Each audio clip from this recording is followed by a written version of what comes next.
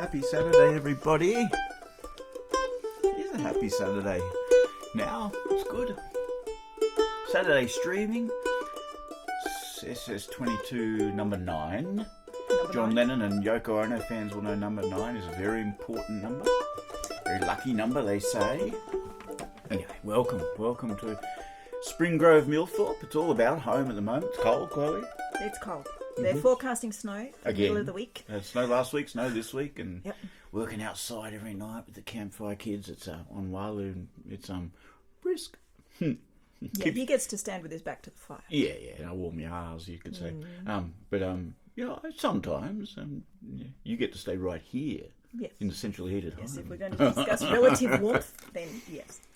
It is all about home, and we start every Saturday streaming, apart from saying welcome, by acknowledging that we in Millthorpe here in the Tablelands of New South Wales, which is our home, is for a long, long time and forever, and will always be Wiradjuri land. This is Wiradjuri country, and that's even more important than it normally is when we're talking about home. So much this tonight to kind of remember that we live in this land that's for us contains a really powerful contradiction. When things are contradictory and work, that's where the magic starts happening to my way of thinking. The rabbit can't come out of the hat, right? But it does. And so Yindimara, respect in all of the meanings of that word from the Wiradjuri people, and from us, it's like a process of getting to know the country as deeply as you can, and getting to know the Wiradjuri point of view as best as you can, because it kind of built the country we're on, but understanding that we're babies in this country. It's our home, it's all we have, but it's a process of invention too. There's a lot of creation involved for us. So how exciting is all of that? And the music reflects it more than anything. So tonight, Saturday streaming, we're going to start off with a set of Mazurkas, most bush musicians had a Vasa Vienna or two or a Mazurka, and many of them fall into that same format, the Babes in the Wood type format, or various things, the arse over ender, as some of the players called them. I think that's what Sally Sloan called them, an arse over ender, speaking of ours. But what you often find is there's these eccentric tunes, these crazy tunes where process of invention has gone on, and that's certainly true of these Mazurkas. One of our favourite sets of tunes of all time, and the first Mazurka kind of has the answer before the question. It does. The B part is the A part, and the A part, well, you'll get the idea. And the second one is just the tonality is really unusual. It comes from the Kyles, a little further afield. And the last one is just robust. All the best Australian tunes have big bones. You can play them slow, play them fast. They just hold. So we'll welcome you to Winter in Millthorpe in winter with a set of lively Mazurkas to kind of get you warmed up in the snow. Berserkers, that's what they were. Berserkers, that's right. Just nice and school. Anyway, I hope you're all doing very well out there. The world is open again. It's not the same as it was. And it's, still there's a lot of reasons to be careful. I'm watching all my mates on social media and in places with this fast booky thing here. Oh, that reminds me, Chloe. I can do that thing where I put the links in. Oh, that'd be great. Hello, Greg, from COVID lockdown, mate. Are you okay? Let us know. Hello, Kathy. It's good to see you. Well, I can't see you, but you know what I mean. And there's the links. Oh, I'm on fire, Chloe. I'm remembering everything tonight. Well done. All right. Some Mazurkas.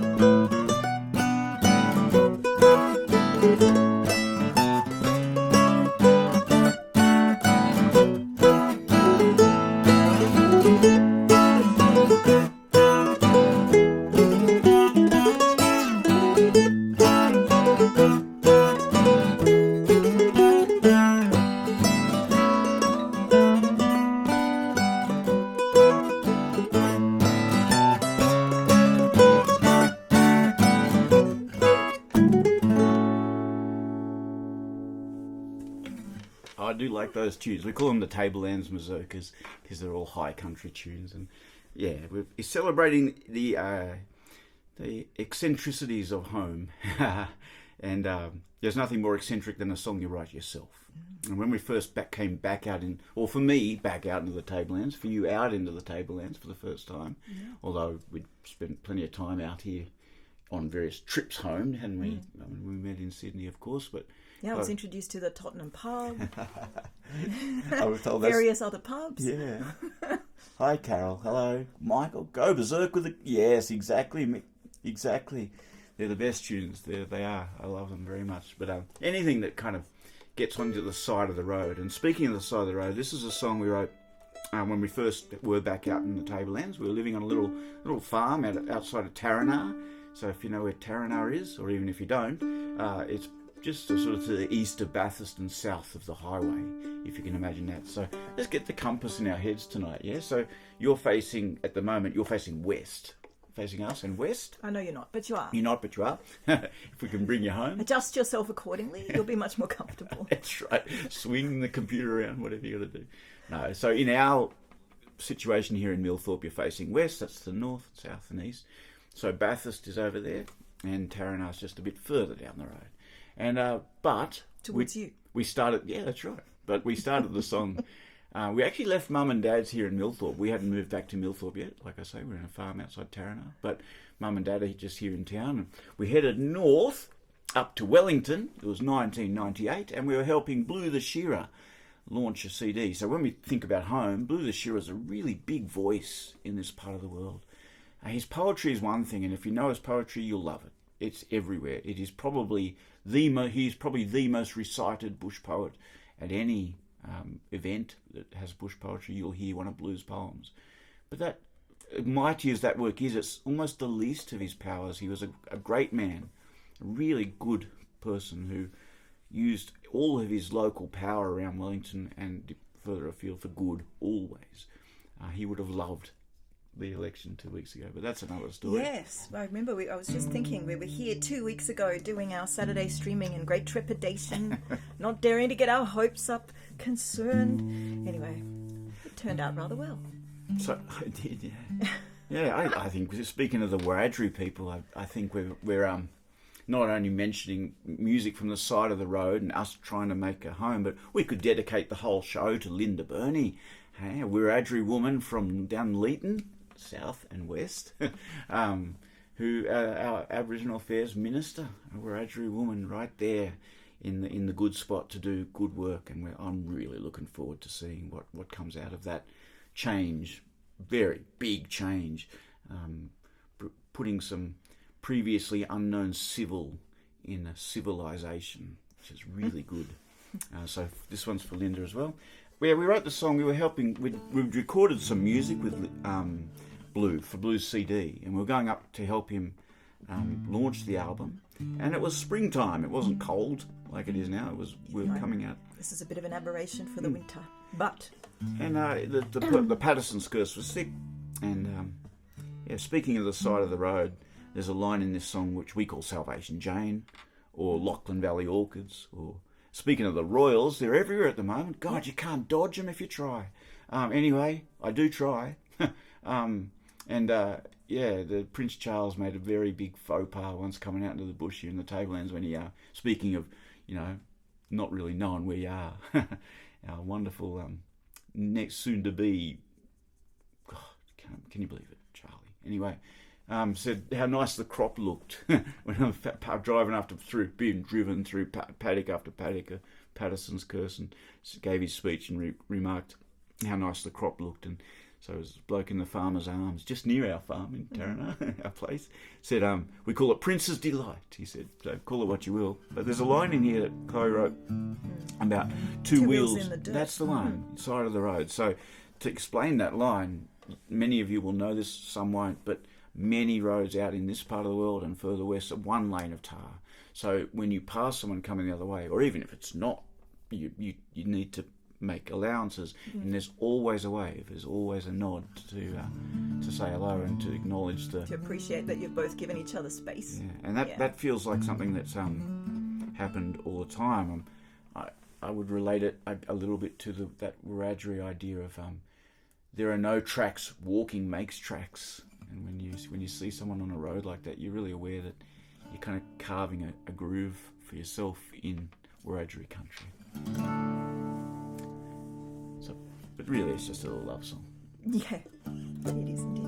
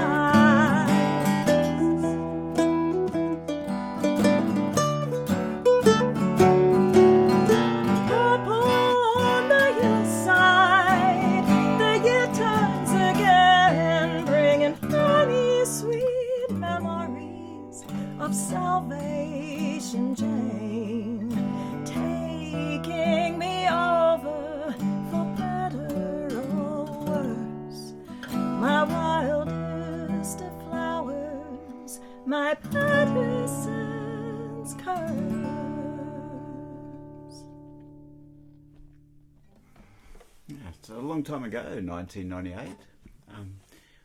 Forever, no time at all. There's nothing like playing the song that kind of puts you back on that little place. Wasn't it a nice place to live? It was a good spot. Growing up in the hills. Growing up in all the different farms around the Tablelands and a bit further west of here and a little bit off to the east, one of my heroes was Chad Morgan, who had a great voice for this country. And one of the things about loving Chad was, well, a few things. One, I don't know if you should say that straight after a love song, Jim. Well, this is hello, Warren again. Nice to see you. Every town would wait for a Chad Morgan concert. You would just be dying for him to come through. And when I was a kid, it was still in his drinking days, so it was a little bit random. But I noticed a couple of towns I lived in had their own Chad.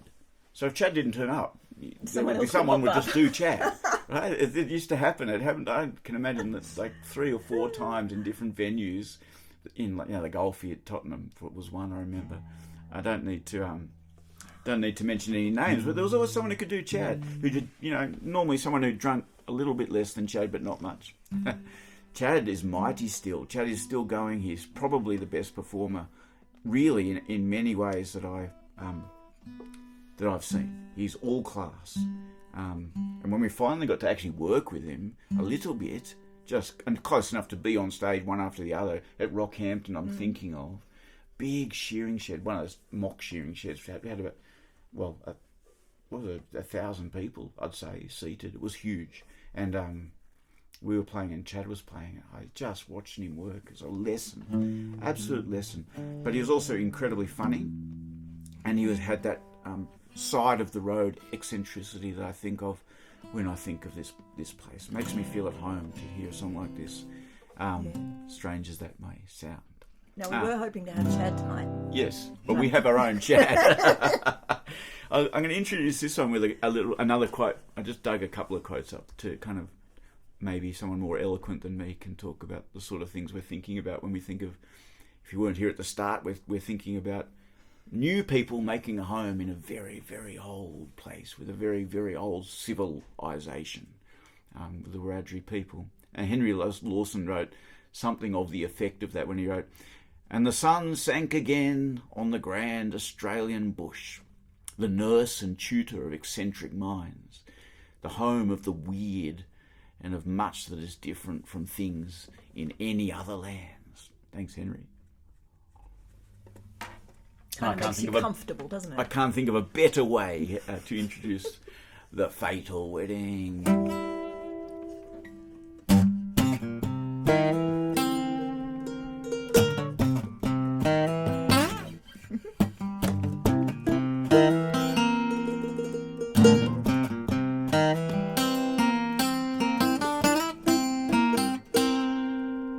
The groom stood there waiting for his bride, best man shivering by his side. On him the smell of stale sheep dip, and a flask of brandy on his hip.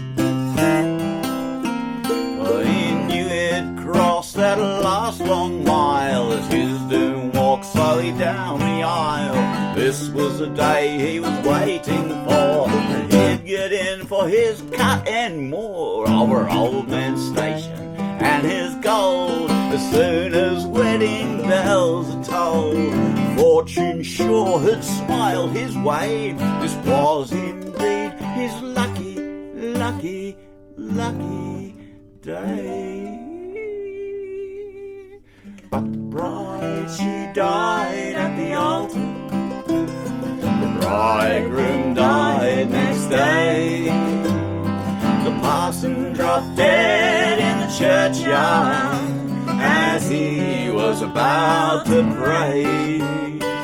The hearse capsized at the crossroads, it couldn't make the turn, and the people stood and cheered like mad as they watched the old church burn.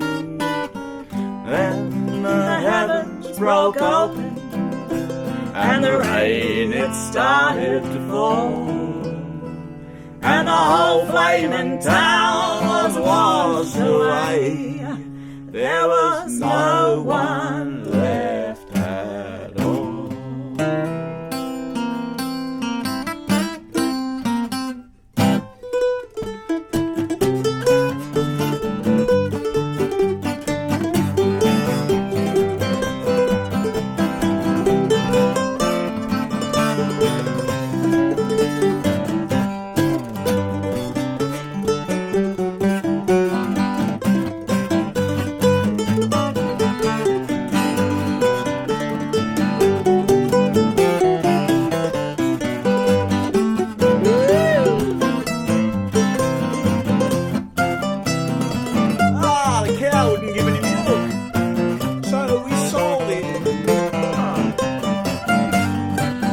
Chooks are the same.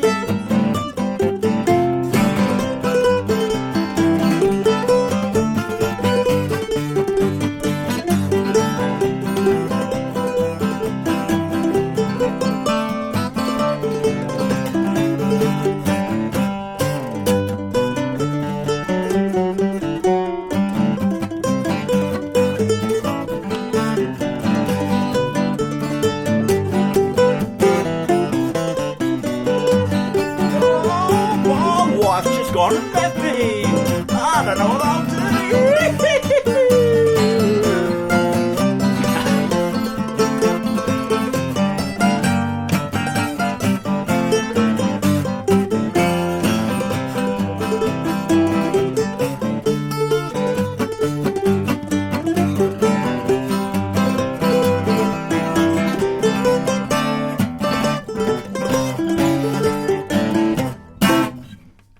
That's Hilarity from Bill Case, and nothing more eccentric than Hilarity.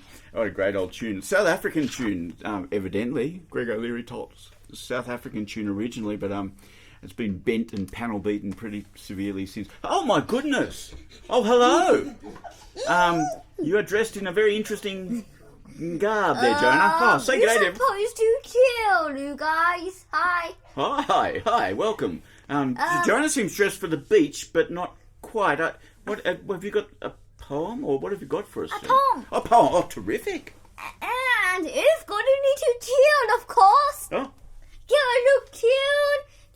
I'm so chilly. it's very chilly. It is very chilly. It's been snowing, and I It's don't been think it's snowing. very beachy weather. But If yeah, you you have your scarf on. Maybe you'll be all right. Of course. So, what's your poem called? Braving the sea. Braving the sea. Braving being the very important word. It takes a lot of courage, and it's by Phillip Waddell. Is that right? Yes. Okay. All right. Let it rip. Yeah. My feet are in. I think I'll freeze. Now my ankles. Now my knees. Should I dive now like I planned? Oh, I should have run back to Thailand. It feels too cold. I don't feel brave. Oh no, Ted, I'm all safe. Almost a wave. Knock knock. Who's there? Good. Oh, good. Who? Good night. I'll see ya. Good Thank night, you. good Thank you, Joanna. Oh, well, she won't be in bed for a long time tonight. I can see she's hyper as well. That's a great performance. I don't know how we're going to follow that one. Joanna and Megan being, of course, the result of the weddings that don't turn out quite like Chad's. And the fatal wedding is 60 years old this month, so here's to Chad for the fatal wedding and so much more. They are deceptively simple and crazily good songs, and not all the funny ones too. There's some beautiful, serious work that Chad's written over the years. He is a legend. Another legend, and we as I just if you realised just we've got about sort of 3 failed relationships in a row here. What's well, going last on? week we're doing 30 years. I guess it's together, just, so it's just we're kind of on the rebound. on the rebound a bit. Yeah, I think we're okay. We're solid enough to do that. Yeah. He says, hopefully. Yeah, I think so. No, if you're just joining us, we're celebrating making a home in Millthorpe, Spring Grove, and in the Tablelands generally, and kind of musing on the fact that we are very newcomers. 200 years is not long, in a very, very old land with a very, very old continuous culture on it, and the wonderful process of coming to know the Wiradjuri views and stories, the way the Wiradjuri stories have built the land, literally built the land we're on. That stories created what we're on, and we're trying to understand them, but also understanding we are babies, and babies learn, and I always had another Wiradjuri thing about the more you know, the less you need, you know? And that feels a little bit like that as you find your groove in home. You walk those paths, and you create them as you walk. And this is we're doing this medley in acknowledgement of one of the great Tablelands characters, and that's her there. I hope you can The see late great Sally Sloan. Sally Sloan, born in 1892. Multi-instrumentalist extraordinaire. Yeah. Huge repertoire of songs. Her grandmother came out from Ireland, so the very old New Australian stock. Grandmother was a trained singer, entertained the captain on the boat. And, this song is a version, speaking of old country making a home in Australia, this is a song that has been around. Ireland, England, and most English-speaking places in the world probably have a version, Locan or Seven. But this was Sally's, and there was an English Scottish, English folklorist came out once and was interviewing Sally and said, "Oh, well, that's an Irish song, Sally." And she said, "I sing about Australians." It was a telling statement. Of course we do, but it's not so much a question of patriotism. It's just coming to know who you are and who's around you. And it's a process of learning. And so this is a song from Sally, and then we play a song of reality. And it's an unusual song, you got to say. It stands out as an unusual story. Speaking of eccentricities and the side of the road. And the last tune is also from Sally, and it is crazily eccentric. Well, it is now. It is now. Once we got it from Sally, and then we panel beat it. Sally didn't accompany anything. She sang unaccompanied. She played her dance tunes unaccompanied. So everything else is all blame us. And linking the two together is Bob Rummery's lovely tune from the song Bells and Bullocks that we've nicked. Oh yeah, I like that one too, but it is unusual as well. Mad as Hatters tonight, we are. 1, 2, 3, 2.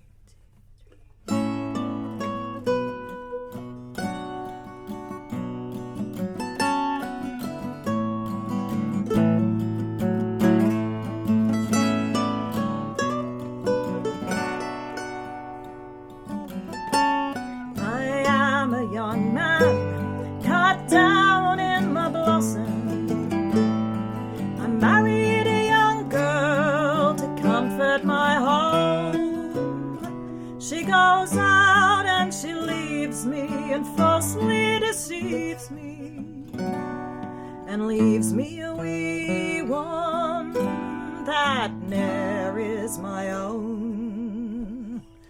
Oh dear, oh, the day I got married, I wish I was single again, with its weeping and wailing and rocking the cradle and nursing a wee one that ne'er is my own.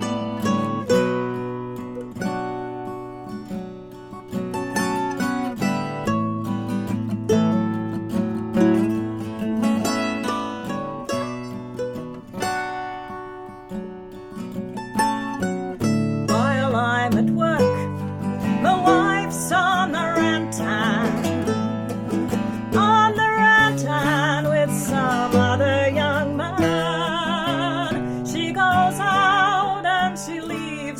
And falsely deceives me and leaves me a wee one that ne'er is my own. Oh dear, oh, the day I got married, I wish I was single again, with a weeping and wailing and rocking the cradle, nursing a wee one that ne'er is my own.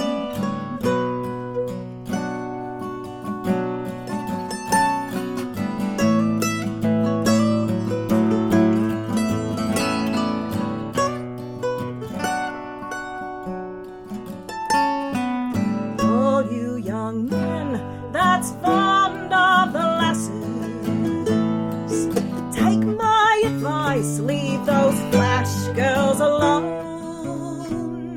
For by the Lord Harry, if one you should marry, she'll bring you a wee one that ne'er is your own.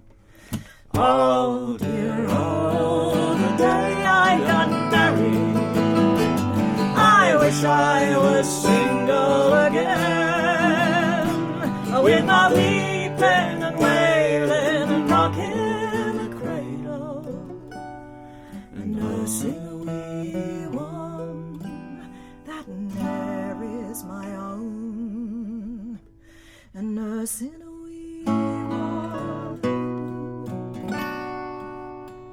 that ne'er is my own.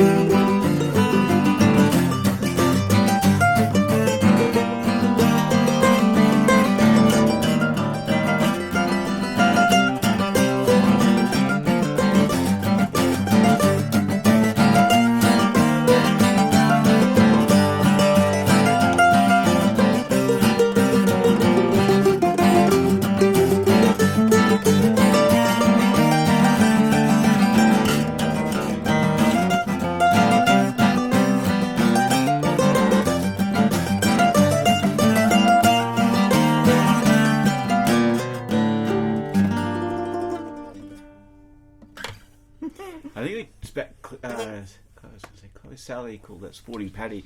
I just behind the camera here, there's a picture on our wall of Jacko Kevins, and Jacko was the first person to ever draw our attention towards Sally Sloane. He used to sing the wee one, and he taught us Sporting Paddy as well. So I was kind of thinking of Jack while we were playing it, and remembering how far it's come. Thanks, Carol. We love that set. The whole thing tends to make us happy.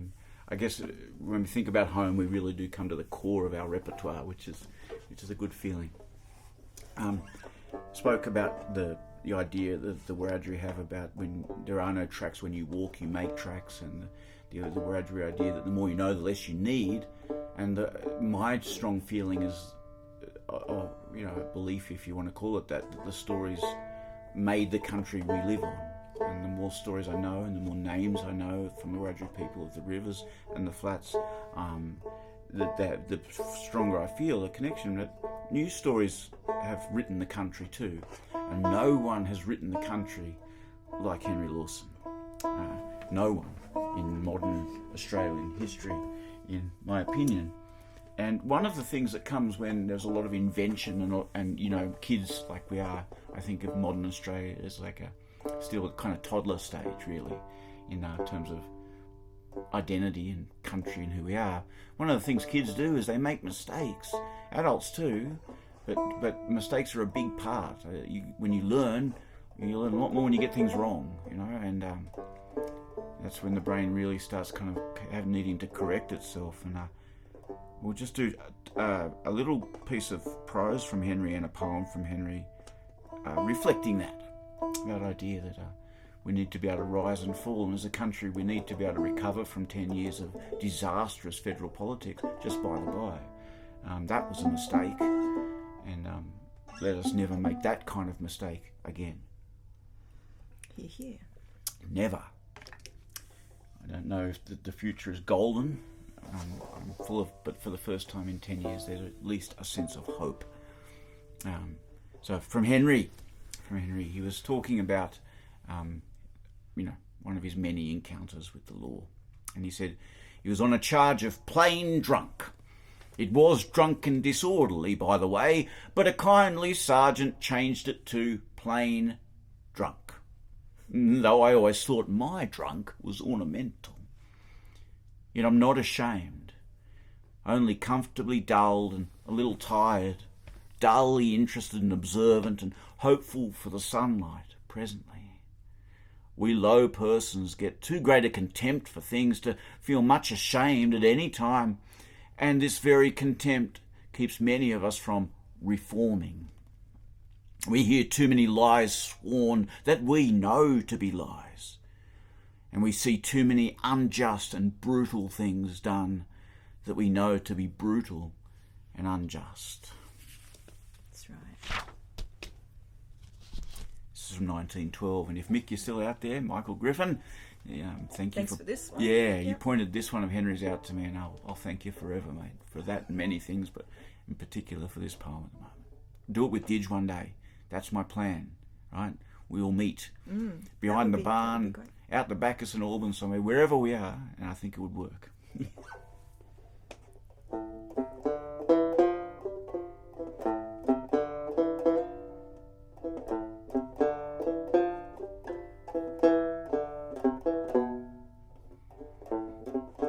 You'll often hear them mutter, fellow men and brother men, when he's down and in the gutter, oh, he'll never rise again.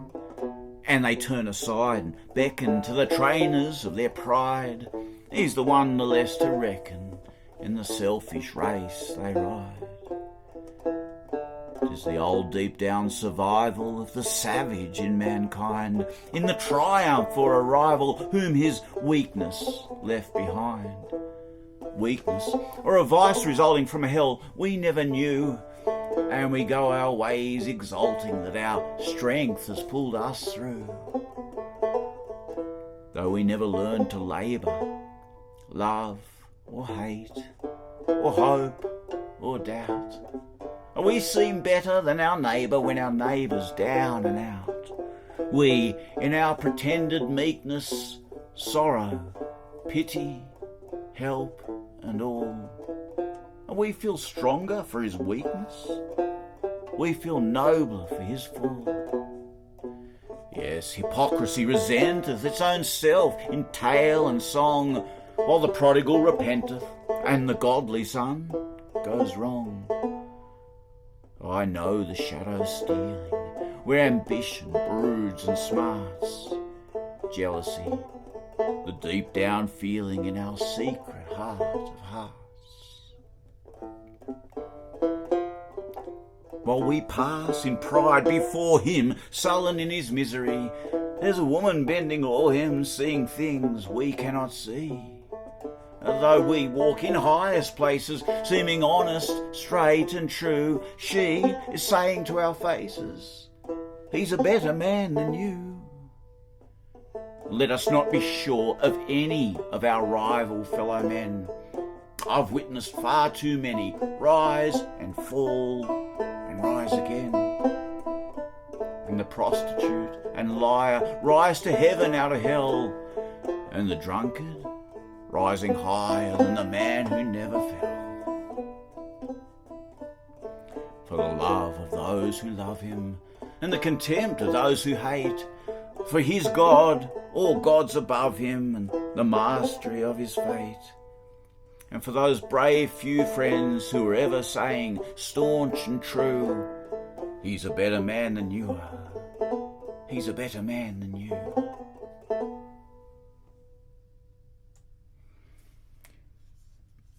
And one more from Henry tonight, and this is Henry writing our country better than as good as anything he wrote.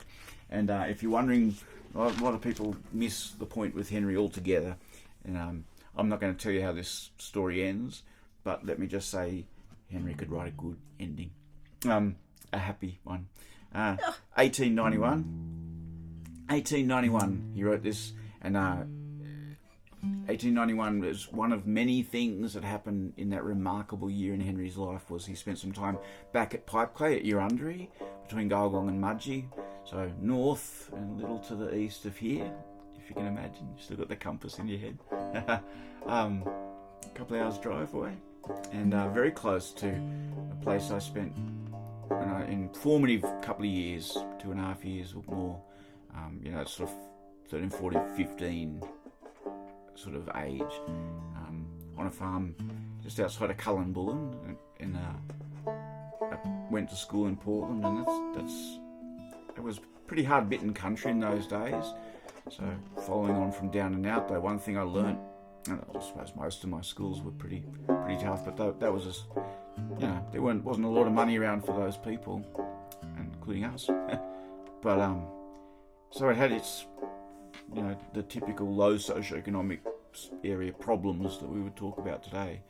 But I learnt a very clear lesson growing up, and that is the very best of people come out of those situations. It's the best of humanity rises when it's needed, and that's something I think we could probably take a bit of hope from at the moment too. Is coming out of some dark times. Not that there's not some serious global issues going on at the moment. There's pretty significant war, and there's still a bit of virus going around. But all the more reason to think of, as we do go out a bit more, to look after each other. Yes, for heaven's sake. Been a bit too much every man for himself lately. Well, in the hegemony of the place there has been, yeah. But maybe even in that situation we've seen a lot of powerfully positive personal relationships. So here's to that, looking after each other. And this is Trooper Campbell. It was turned into a movie, this story of Henry's. In 1914, can you believe it? I'm trying to remember the director's name. Chloe, do you remember? I wonder how much they moved at that point. Oh, we wrote it down. Raymond Longford, 1914. They were moving pictures, yeah. But the only thing I haven't been able to find the movie. I'd love to watch the movie. We'll find it one day. But the quote that I really enjoy about it is that they say on the Wikipedia site where they reference the movie that was lost until the 1980s and turned up, blah blah. He said, "It looks like it was made in a hurry." Unlike That's terrible, isn't it? All that work, all that effort, and that's what we've got left. That is the line that's left. If anyone ever finds that movie, we'll have to have a silent movie night where we play all the music for it. Oh, yes, please. That would be fabulous. In the meantime, settle in. This is a great Trooper Campbell. How are we going?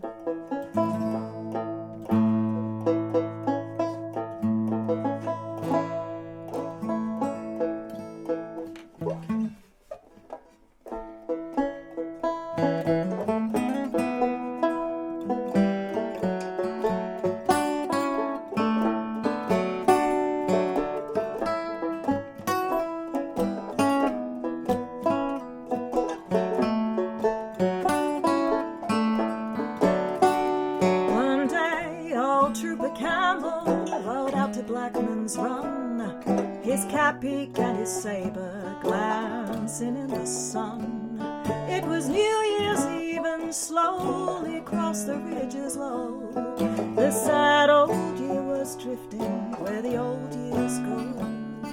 The trooper's mind was reading the love page of his life, his love for Mary Wiley as she was Blackman's wife, and he sorrowed for the sorrows of the hard arrival one, for he knew that there was trouble out there on Blackman's Run.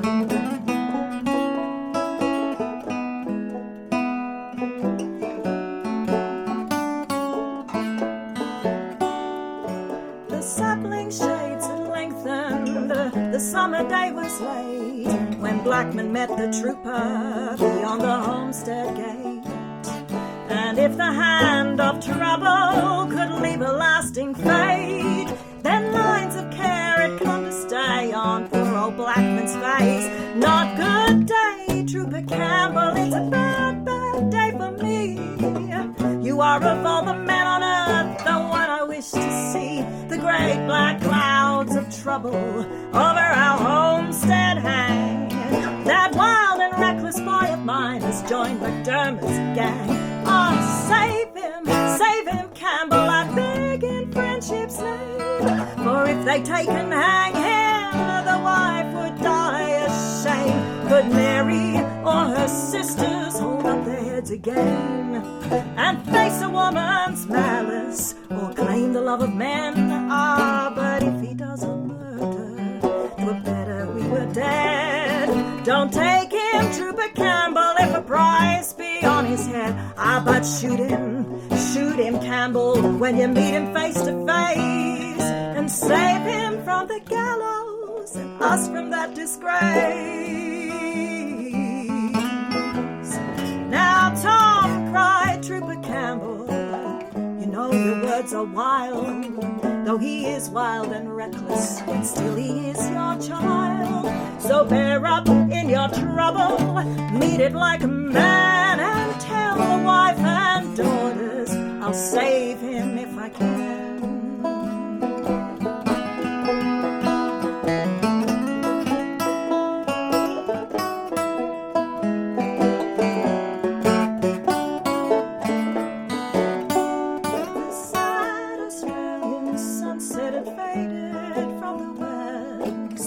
Night brings dark terrors to hearts that cannot rest. And Blackman's wife sat rocking and moaning in a chair. I cannot bear disgrace, she moaned. Disgrace I cannot bear. Oh, God in heaven, pardon, I'm selfish in my woe.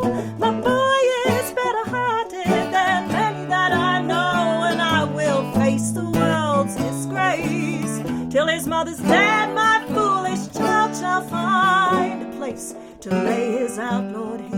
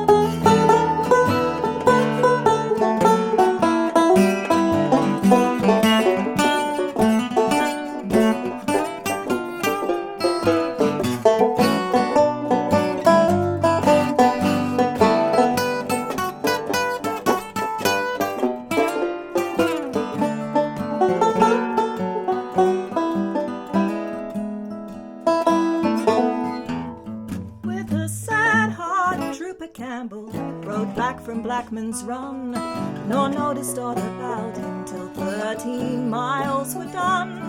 Then close beside a cutting, he heard the click of locks, and he saw the rifle muzzles were on him from the box. And suddenly a youth rode out, and close by Campbell's side, don't fire in heaven's name, it's Campbell, boys, he cried. And one by one in silence, the levelled rifles fell, for who'd shoot Trooper Campbell of those who knew him well? Bravely sat old Campbell, no sign of fear showed he. He slowly drew his carbine, it rested by his knee. And the outlaws' guns were lifted, none the silence broke, till steadfastly and firmly old Trooper Campbell spoke. Now that boy that you would ruin goes home with me, my men. Oh, some of us shall never ride through the gap again. Now you know old Trooper Campbell. Have you ever heard that bluff or lead could turn him, that ere he broke his word? That reckless lad is playing a heartless villain's part.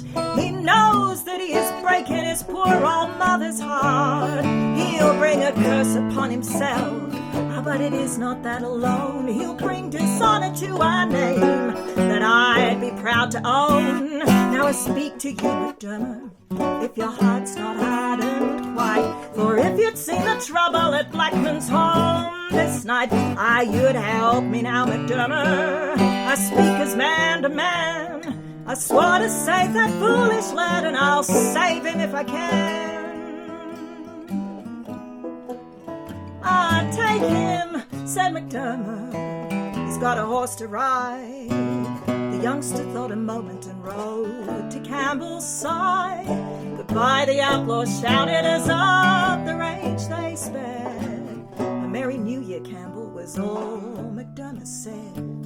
Then fast along the ridges, two bushmen rode a race, and a moonlight lent glory to Trooper Campbell's face.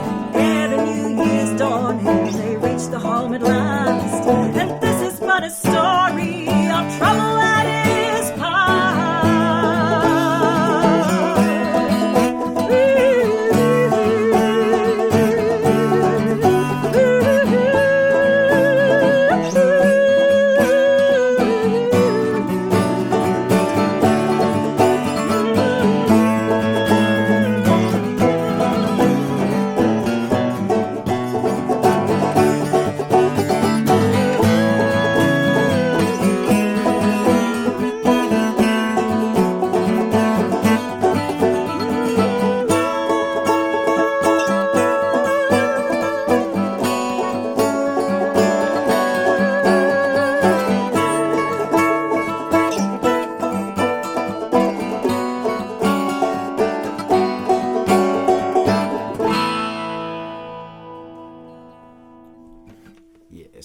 Can write a happy ending. Of course he could. Of course he could. Especially when he had that joy of being back at your undery for a little while after a very tough time, and before another tough time, Henry had his share of them.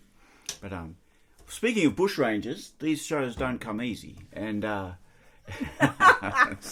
no, our general line is these shows are free, but more and more we forget to mention that they are also sponsored very substantially by our Patreons. Thank you very much.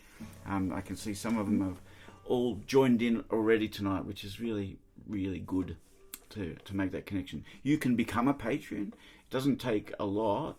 There's tiers. People are paying everywhere from a very small amount every month to really significant amounts that are helping us stay in the game that we love. So it's not just these shows, but you're helping us to keep going with writing tunes to words, for recording, doing all kinds of work.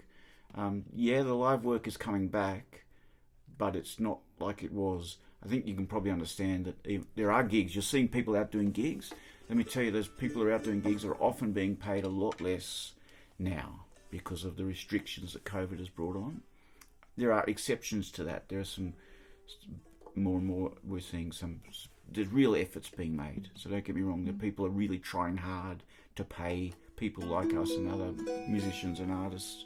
Thank goodness we have a Minister for the Arts again, another sign of hope. Although that's a large portfolio, they've got a lot to do. Well, they do, yeah, I don't envy them their work at all. But let's just toast hope. It's a big word. Yeah, and thanks to those who just donate every now and then when they watch a show. Thank you. Fantastic. Yeah, it's really, really rewarding to finish a show and see those amounts just small and big. People who just rather donate than become patrons as they see fit, and I'd really understand that too. And buying albums is another great way to help us. But I'll say it again, it's really, we would be very happy. We don't really want you to feel like you need to come and be part of the shows. No. The main deal is that we get to sing, and I don't know, we do what we do, and if it's well received out there, and smiles or happiness or feeling or tears or whatever if it appeals to you and you're enjoying it, then that's as good as it gets. Yeah. So I'm just joking about bushrangers, really. Bail up.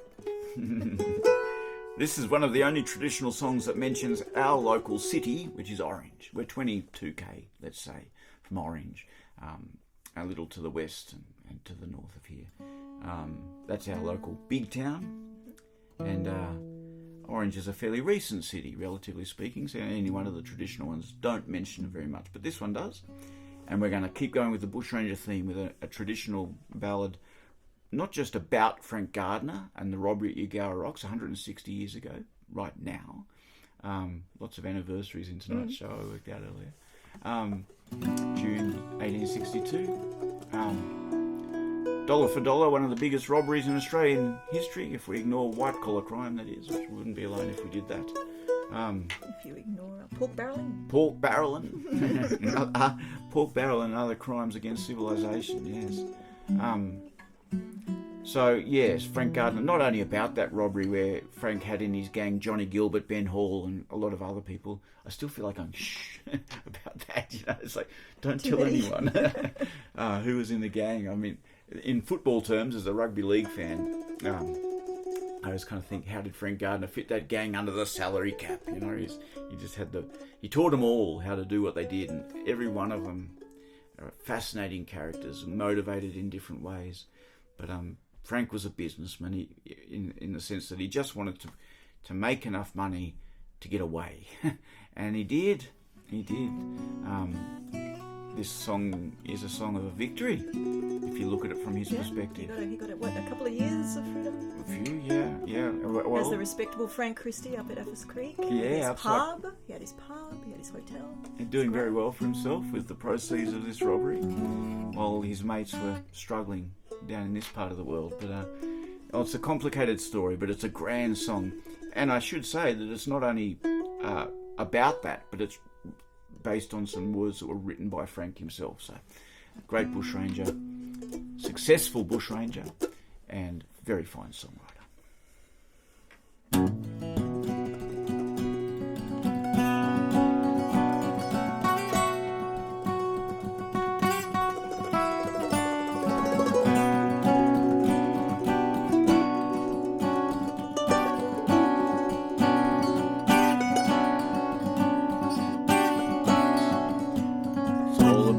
Old Frank Gardiner, with devil in his eyes, he said, "We've work before us, lads, we've got to do or die. So blacken up your faces before the dead of night, and it's over by Eugowra Rocks, we'll either fall or fight.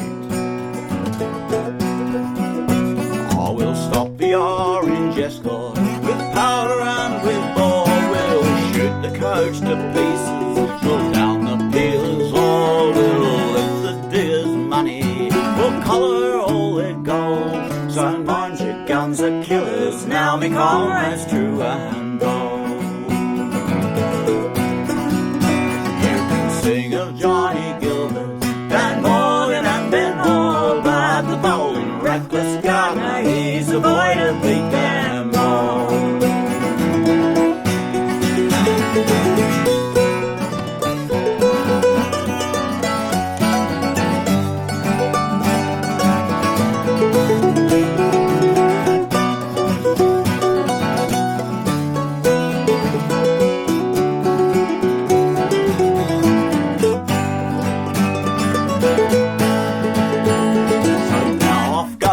rifles, the battle has begun. The escort started running, boys, all in the setting sun. The robbers seized their plunder, so saucy and so bold. They're riding from Ugower rocks encumbered with their gold. Oh, you can sing of Johnny Gilbert, Dan Morgan and Ben Hall, but the bold and reckless Gardiner, he's the boy to beat them all. Right, Frank.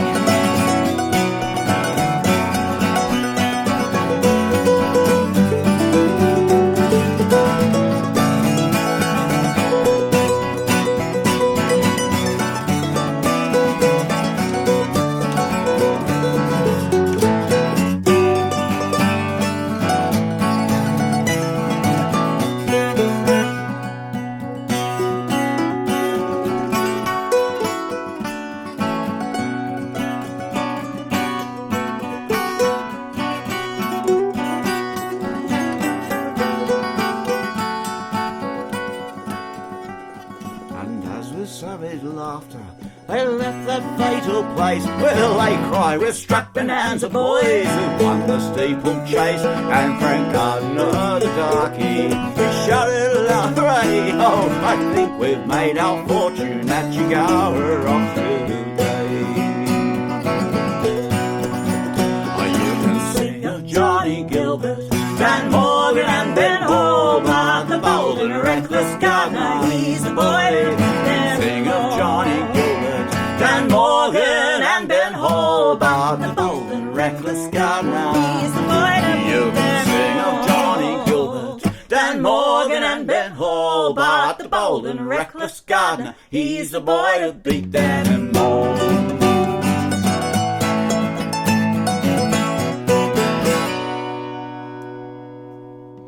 I'm wearing my my Pinnacle Guinea Pig Races T-shirt tonight, and so the Guinea Pig Races are where they're it's a point of relevance to a lot of the music we're playing tonight, but in particular for Gardiner and his gang after that robbery. Carol's got something to say here. Yeah. Cornet maybe sang that chorus to John Gilbert in his grave a few weekends ago, so no sign of appreciating it. He's a very tough audience. I've tried myself, Carol, with that song and others, and he is tough. You sure he was there? No, he was there. He's not there. where he would choose to be. He's there, and I've said how Gilbert died at that point too, and while he didn't respond very much, the goosebumps were going for me. That's Johnny Gilbert's grave at Binalong. If you're ever looking for a place for a sanger, a bit of lunch, somewhere to pull off at Binalong, it's a beautiful little spot, a wonderful little tree and a headstone marking the spot where Johnny Gilbert's died. And Johnny Gilbert would not have responded to that song mostly, I'm sure, because he's being put down in comparison to Frank, and Johnny was the Flash Cove. He was. And if you ask my great-grandmother, who used to tell wonderful bushranging stories, she used to talk about them like they were just next door, you know, and they were. And she used to call it the Johnny Gilbert Gang. No question in her mind at all. But the truth is, Frank Gardiner taught them to do what they did, and his motivation was to get away, and as Chloe mentioned before, we mentioned he did. But eventually he was undone by a letter that was intercepted home from Kitty, and it was an ancestor of mine, I'm not proud to say, who went up as part of the police to bring Frank back. I'm kind of proud of my ancestor because Frank was a very tough man, and James Pye must have been quite a bloke to land a right cross on his chin and bring him home. But I'm not proud of the fact that I think of James Pye as the black sheep of the family, especially knowing where that family came from in England. I'm sure I'm not alone in thinking he was the black sheep. But he was brought back to Sydney. His mates were all dead. And apart from a couple, they were all dead. They couldn't get him on the Ugower Rocks charges. They got him on a couple of other things, and they didn't hang him. He wasn't hanged. They sentenced him to 32 years in Starvinghurst Jail, a place Henry Lawson knew very well. A place I knew very well. I used to work at East Sydney TAFE. So it was a place I used to love when I lived in Sydney. but after 10 years in jail, there was a change of government and the fight was going on. Kitty was fighting and fighting and fighting. Goodness gracious. James only let her see him once because they didn't have any formalised relationship, so she wasn't officially his wife. Yeah, that was one of the issues. It was very sad. But eventually Frank was let go on the condition that he leave the colony. Kitty had by this stage gone to New Zealand, and he had to say goodbye to Australia. They talk of him crying on the docks. Another one of those great stories. And he went to San Francisco thinking that he'd stay anonymous, and I think he still had some... But he was an internationally known or renowned, notorious criminal. Front page news in New York and London when the trial was on. He was very, very well known, and that meant that the Sydney Ducks, San Francisco, where he would send, was almost a third Australian at that time because of the gold rush and people going backwards and forwards. It was much easier in many respects to get from Sydney to San Francisco than from New York to San Francisco. They were actually worried San Francisco had become a colony of Sydney, of New South Wales. Can you believe it? And no, it was true. It's true. Sydney Ducks, because of the pants they all wore, duck material. And they knew Frank was coming, you know. They bought him a pub. I love that. They bought him a pub on the docks at San Francisco. Wild town in those days. And he lived out his life, and one of the few bushrangers to live to a ripe old age. He started it all in the Tablelands, and he outlasted them all. But this Michael O'Rourke caught Frank at a different point in his life. Well, no, he caught him just on that boat, I reckon, just getting on that boat. So here's the moment.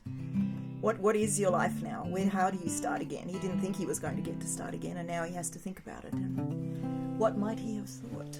Yeah, and I think at this point it's worth saying, as we think about home and what home is, and making a new home for us, a very recent immigrants to Australia. My family were First Fleet people and so forth, and Chloe's family's been here since the 80s, but relatively a blink of an eye compared to the Wiradjuri people. So it's an interesting and learning process, and in many respects it's about working out what makes a life worth living. And yes, when we sing Michael's song, I don't know if Michael would have agreed with this or not, but for me it starts to become fairly strongly metaphorical, as well as telling you, catching that moment in Frank's life.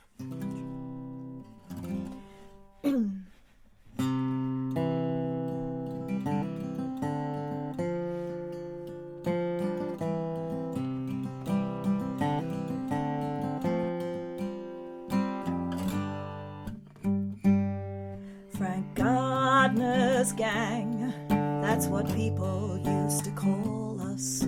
They're all dead now, there's no one left but me. They've set me free, at least that's what they told me. Put me on a ship to sail me over the sea. Poor Ben's gone, and all me mates gone with him. And what's the use of roots without the rest of the tree?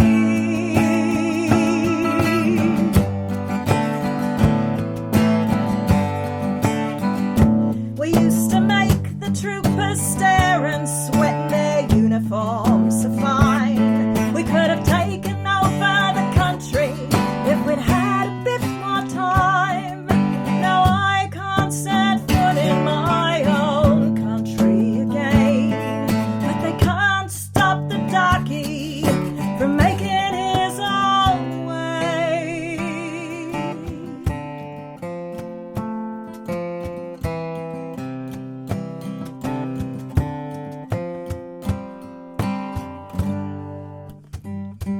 Maybe things will be better in America, where the Queen's police won't trouble me again. Maybe I should stick to honest work, spend my whole life half asleep. It's a hard thing that's happened, it's enough to make you weep. Can't think of reasons now, I'll rest a while and mend The colonial aristocracy had their way in the end. Frank Gardner's gang will ride the roads no more now. We're broken now, there's nothing to be done. I said, do your worst. I thought that they'd hang me.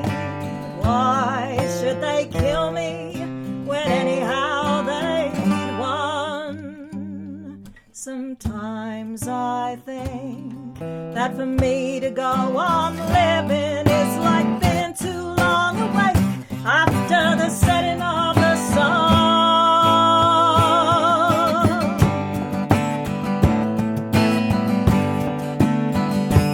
Maybe none of us were good men, whatever that means to you, but there were worse things done by the government than we could ever do.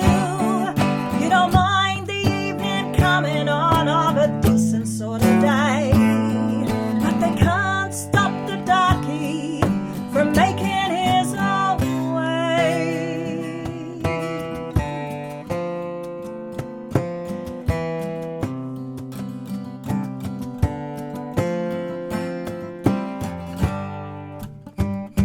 Maybe I'll get on all right in America.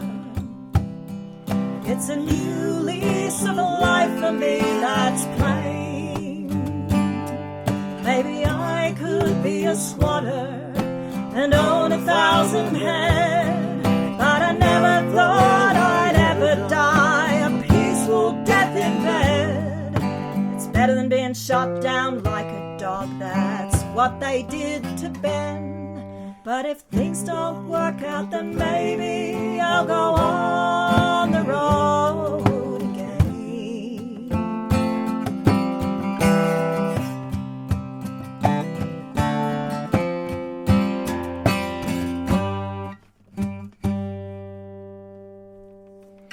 On the road again. The road's come up a lot tonight. I come back to that idea of the side of the road being the interesting ride. Certainly it's the ride I'm used to. This idea I keep coming back to is that you make the tracks when you walk them. That's when they appear. That's when they come. They aren't there until you do. And Henry Lawson knew that. And I suppose Henry, like everyone who does walk tracks like that, and I guess that's most of the people watching tonight, otherwise you probably wouldn't be here, you understand that it comes with its own risks as well. And these are things we accept. Again, what makes a life worth living. So a small piece from Henry leading into a song of ours. Just a little reflection on Henry's idea of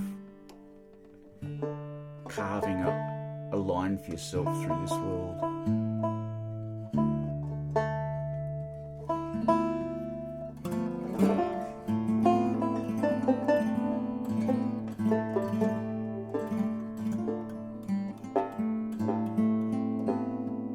And it comes both ways. If you feel at home off the beaten track, as they used to say, I still do so, I guess, there's also a sense of being uneasy on well-known or well-carved roads. That nothing feels as soul-destroying to me as tearing down that Hume. If you're trying to get from Sydney to Melbourne, it just ruins me. And I don't know why. It just does. It's the straightness of it. It's the straightness. The blandness, the bigness. The bigness of it, yeah. Yeah, it doesn't care. No. Yeah, it doesn't. So Henry Lawson wrote, "On my ways are strange ways and new ways and old ways and deep ways and steep ways and high ways and low. I'm at home and at ease on a track that I know not, and restless and lost on a road that I know."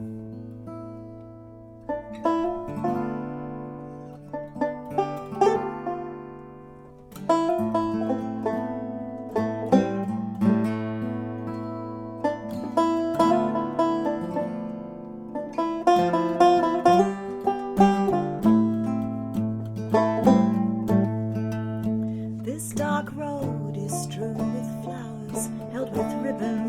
fading slow. Death waits in stagnant pools just beyond the headlights' glow.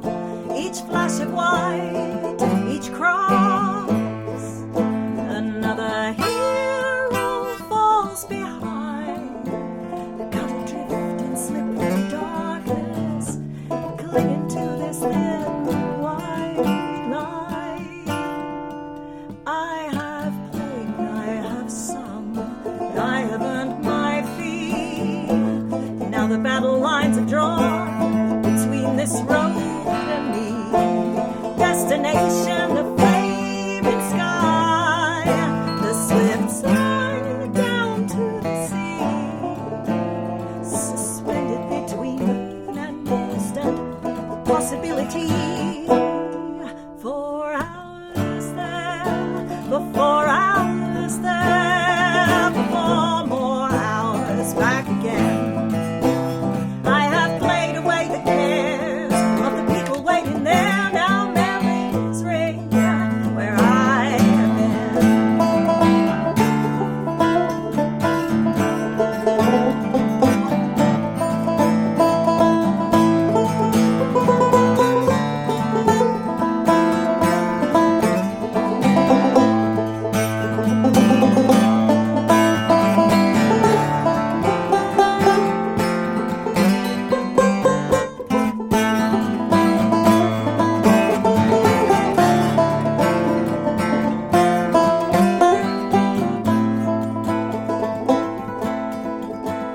At the wrong end of the day, ghostly fishermen float by. Suspended on their narrow bridge, they catch my weary eye. While the city sleeps, a battle rages between the money in my hand, the slap of cold wind in my face, and my eyelids full of sand. 4 hours there, for 4 hours there, for 4 more hours back again. I have played away the cares of the people gathered there. Now memories ring where I have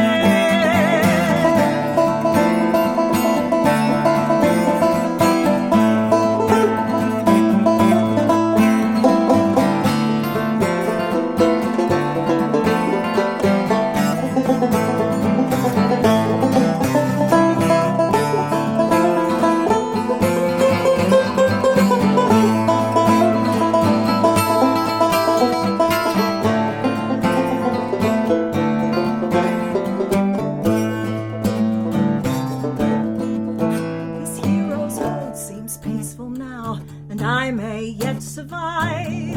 Many a brave soul thinks to travel, many a soul does not arrive. Hard-won coins here in my pocket, half-formed songs yet unexpressed. I shall sleep for whole lives thankful when at last I get to rest.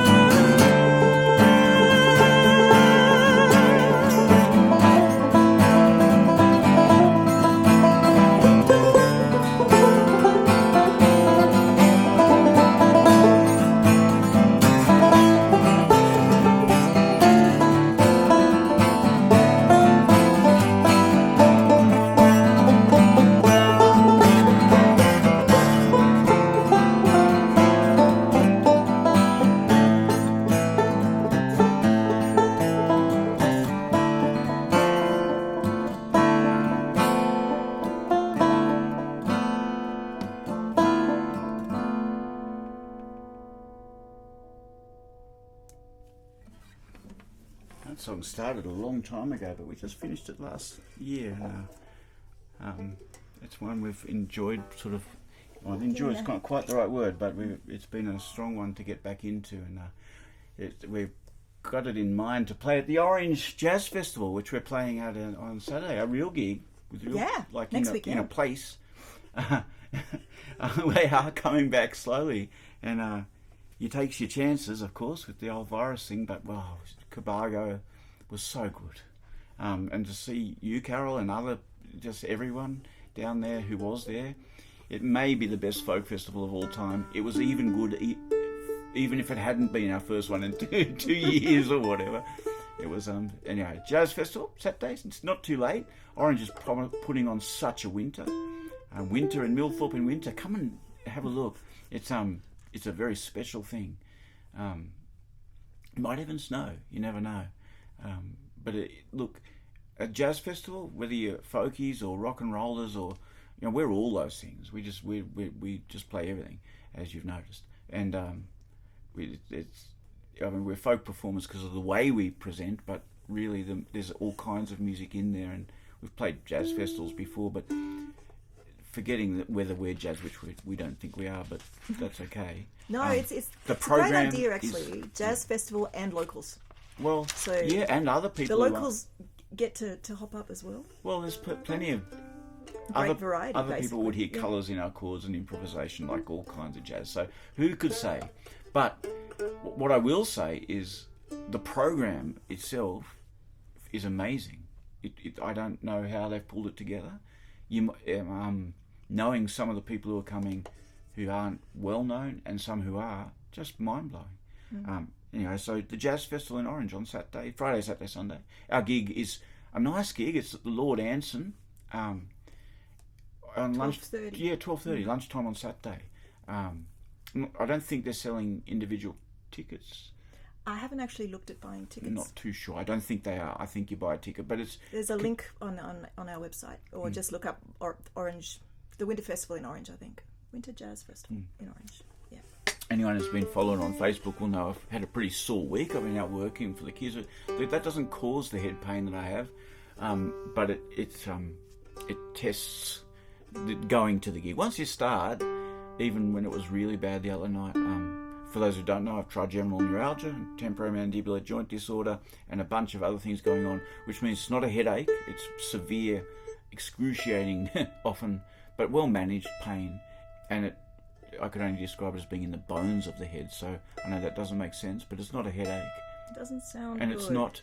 It's not a health-threatening thing, it just hurts a lot. So there's upsides and downsides, but we wanted to have a laugh tonight. We wanted to have some fun, so we wanted to play some dance tunes. We wanted to play the Photo Wedding, and I wanted to say this piece of Roger's about pain. Roger Montgomery wrote this. I believe this particular wonderful bit of work. Roger's a genius. If you don't know Roger Montgomery's work, go and have a look wherever you can find Roger or Dingo's Breakfast. He's just as good as it gets with using the words, and wonderful man and a very good mate. You wouldn't get a poem out of Joanna, I tell you. She had a tooth hanging on, Oh, and true. I said, just, tell me when it comes out. 2 seconds later, it's out. Yes, that's right. Nothing like determination to make it happen. It was one of the ones that she'd had an operation a couple of years ago to, like a general anaesthetic, to put a bit of metal on the tooth. And so the tooth fairy gave her $2 for the tooth and $1 for scrap metal as well, which was kind of fun. It wouldn't be a poem in Joanna at all. She's too easy. I believe Roger's got this poem of Roger's is actually on the wall of his dentist's over there in WA. I still reckon it should be on the ceiling. Yeah, I know you do, and I think you're right. Last thing you see. No. I don't know if you want the patient's reading it. It's probably more for himself. So Chloe's going to play a couple of cool tunes. There's a slip jig in here that we learned from Mike Martin, and it's just so good. It's so much fun to say this poem against this tune. It's a story of love. Yeah, it is. So all those broken relationships we've been singing about tonight, this is a love story. You're quite right. I don't know how this missed out on the makes up for everything. The anniversary show 2 weeks ago. We could have easily done this one, really given the game away, couldn't we? Right, it's a story of love, fear, pain, and the whole dentistry thing. You see, it all started late one 10 bong 8 bottle night. Whilst catnapping under the sofa, I found an ageing minty. Oh, beauty! I bawled, popped it in, paper and all, bit, and a large molar crackingly disintegrated. Streaks of white fire girdled my head. I bit the inside of my lip till it bled, and it bled. Popping painkillers till my knackers went numb, whilst all the while awful pain vile twanged round my jaw with a razor-edged thrum. Now thusly I howled down the long night and into the dawn, when pale and drawn I did stumble through that dentical door, with a fear and a pain-crazed heart. I said to the dentist, "Oh, don't look so afeard, I'll just root through your beard." And wielding 2 chromed crowbars, he levered my jawbones apart. "Oh, I'm dying," I grunted, as through my cake hole he hunted, scrabbling around down my throat. His breath left me troubled, and one nostril bubbled, and the overall odour was reminiscent of goat. He twisted, he ground, he heaved up and down, bracing his knees on my neck, grunting and grinding, and the pain was quite blinding, and he roared, "Oh, this mouth is a terrible wreck." Then he let out a crazed shout, hand and pincers flew out with a juicy and quite crunchy crack. "Is it gone?" says I. "Oh, bugger your tooth," he bellowed in language uncouth. "I've just fucked the lower half of me back." Well, my last straw snapped. With a glare, I leapt from the chair, squeezed his neck till his eyeballs extruded. He squeezed my neck too, till we both turned bright blue, civilization's thin veneer quite viciously occluded. And like wild beasts uncaged, up and down his surgery we raged, till, with a most unnursey-like roar, his dental aid leapt through the air, smacked me and my jaw back into the chair, and rabbit-punched that mad bastard dentist flat out on the floor. "You bubbleheads," she blasted. Her bright white-clad breasts were heaving with passion as, wild-eyed and ashen, she bawled us both out, punctuated by swift kick and clout for conducting ourselves in such insane and asinine fashion. Well, the dentist agreed, as his bridge work she need, but he picked himself and his pliers up off the floor. "Oh, that fanger we'll find." "Yeah, pig's bum," I opined, as I accelerandoed my way out the door. "Next time I'm in pain, I'll call in again. But it's your aid I'll be coming to see. Another cracking punch on the dial to remove chopper vile, and once again, dentist the menace, you will not get your fee." Oh, the upshot of this saga of dreadfully dentalistic push and shove is that powerfully pugilistic nurse and I are now very much in love. Thank you, Roger Montgomery. Too much fun. Hey, we've come to the end, Chloe. I can't believe it. We have. The end of Saturday streaming number 9. I will say one more time how we've thought a lot about home in putting this show together. Winter in Millthorpe in winter makes you feel ready to be at home. Having been out a bit lately, it's nice to be back home as well. After a lot of time at home, it's good to go out. And it makes you really glad. I mean, we could live anywhere in the world and do what we do, but this is as good as it gets for us, living in the Tablelands of New South Wales. And we always like to remember the Wiradjuri people and thank them for the stories they've told to write the land and to teach us to kind of slowly learn how to be here. And it's related very much tonight to the music. Traditional Australian music is very, very much influenced by the country. I mean, in very literal ways. I remember talking to Dave Steele about this in one of our very first folk festivals, how just the rocks, the fact that you dance on a clay pan or in a big hall, not a tiny little 2-room place in Ireland with little fast steps, big steps, slow. The dancers go all night because there's no home is too far to walk in the dark, so you go home in the dawn. One of the places we really learnt a lot about that was playing with Wongawilli down on the south coast in the Illawarra. Now there's a place that made us welcome. Gosh. Yeah, we were out here on that little farm at Taranara, and we'd only been on the folk scene. We had 10 years before that playing other kinds of music, but we'd only been really in the folk world for a little while, and we just got to know. The first time we ever met Wongas was out at Abercrombie Caves. We were a duo in Bathurst, getting very excited about falling. I'd always had a traditional song or two in my repertoire, don't get me wrong, but we played them very differently, and we were really getting into the tradition in like what I call the deep tradition, so field recordings of old players and learning from players directly when we could, and people like Mike Martin and Rob Willis, and tapes of people like Bert Jamieson, and then the Bert Jamieson tapes had Wongawilli on it, so we became aware of Wongawilli, and then we also then heard they heard they were coming out to Abercrombie Caves. I was talk about home country, goodness. And they said, "Do you want to play?" Well, yes we do. That was on the dance floor. If you've ever been to Abercrombie Caves, the old gold miners' dance floor in the caves, a remarkable place to play music. Do it again one day. And Wongas came up, and we really liked them, and they seemed to get on well with us, and we made connections about the festivals like Jamboree and Kiama, and we were already off to the National. And that day we met Reg Murray, and Reg, they played a tune, but I always hear it on Reg's banjo called the Moon and Flat tune. And over the years, then we joined Wongawilli, played with them for many years here in Australia, and tours of Europe and China, and all kinds of wonderful experiences. Just the best. Rockhampton to see. Rockhampton, Chad Morgan, all that stuff, yeah. And not only that, it wasn't just the band, it was the whole dance club, and the community down there was just a wonderful thing to be part of for all that time. And all the while playing the Moon and Flat tune. I always thought of this one as the one of Reggie's tunes, you know, and he played them all, of course. When we joined, Reg was kind enough to move off his number one instrument of mandolin to play banjo so that Chloe could play mandolin in the band. We'd that sing was the kind of songs. him. And we joined because they'd lost a couple of members. Neil McCann had moved on, and John Harpley had moved on. John Harpley, who has given us a very long term of this concertina that Chloe's made her own, very strongly. Yeah. We owe the Wongawillis a lot. Yeah, we do. And Reg passed away just recently. So here's one for Reg to finish tonight, including the Moon and Flat set tune, and a bit of Henry Lawson, because Henry Lawson is home for us. Can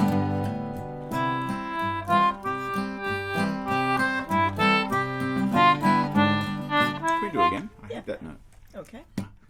I don't want to get one on for Reg. I mean, that'd be a shame, eh? He'd be I can see his face. Yes. Okay. Right.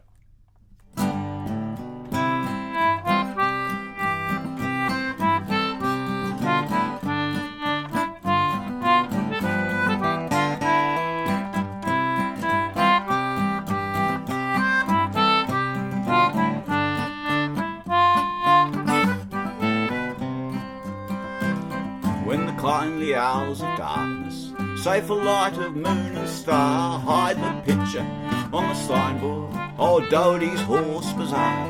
When the last rose tint is faded on the distant mulga scrub, then the army prays for Watty at the entrance of his pub.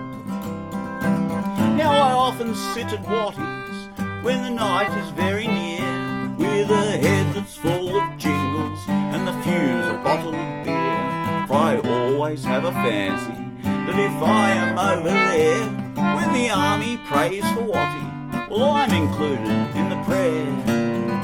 Watty lounges in his armchair in its own accustomed place, with a fatherly expression on his round and passive face, and his arms are clasped before him in a kind, contented way, and he nods his head and dozes when he hears the army pray.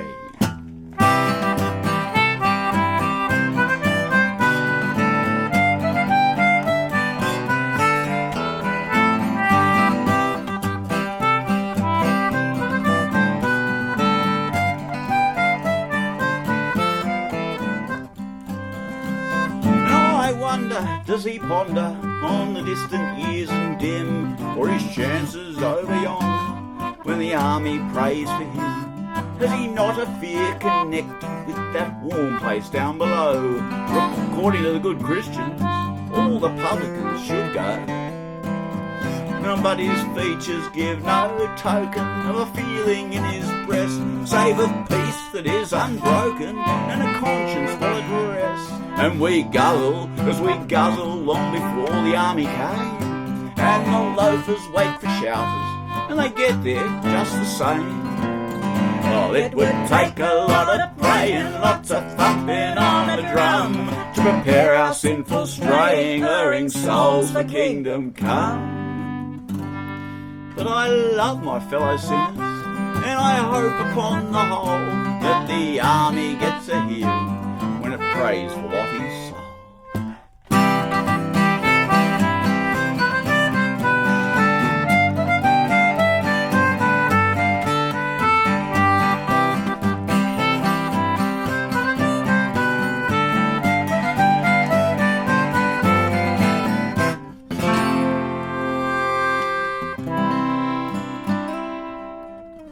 I could hear Reg's banjo all the way through that. What a lovely thing to remember. He was one of a kind, Reg. Dance musicians get a different way of getting to know each other than other musicians. You sit there a long time while the caller does work and you annoy them by talking a lot.